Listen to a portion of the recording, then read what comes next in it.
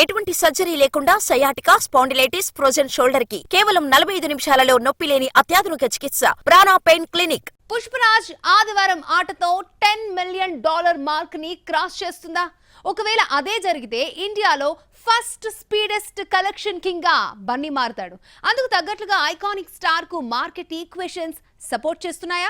Allu Arjun box office దగ్గర icon స్టారే అని మళ్లీ ప్రూవ్ చేసుకుంటున్నాడు. వరల్డ్ వైడ్ గా ఈ ఫిలిం సూపర్ కలెక్షన్లను రాబడుతుంది.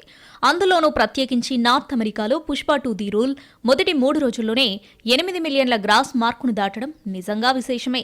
ఆదివారంతో ఆ ఫీట్ 10 మిలియన్ల మార్కును కూడా దాటుతుందని అంచనా వేస్తున్నారు. పుష్ప 2 ది రూల్ మొదటి 4 రోజుల్లోనే 10 మిలియన్ల మార్కును దాటితే మాత్రం అది బన్నీ కెరీర్లోనే బెస్ట్ ఫీట్ అవుతుంది. తొలి రోజే బాక్సాఫీస్ లెక్కలు పీక్స్లో ఉండటంతో ఈ మూవీకి రెండో రోజు కూడా అంతే భారీ వసూళ్లు వచ్చినట్లు చిత్ర యూనిట్ పేర్కొంది.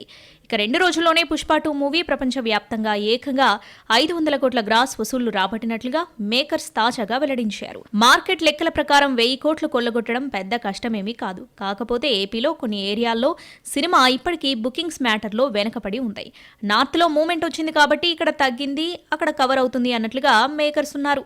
తాజాగా జరిగిన ప్రెస్ మీట్లో బన్నీ పవన్ పేరును తలుచుకోవడంతో మీరు మారిపోయారు సార్ అంటూ బన్నీని పవన్ ఫ్యాన్స్ ట్వీట్ చేస్తున్నారు. ఫైనల్ గా సినిమా ఎక్కడి వరకు వెళ్తుందో ఇప్పట్లో చెప్పడం కష్టమని డిస్ట్రిబ్యూటర్స్ చెబుతున్నారని చిత్ర నిర్మాతలు సంతోషం వ్యక్తం చేశారు.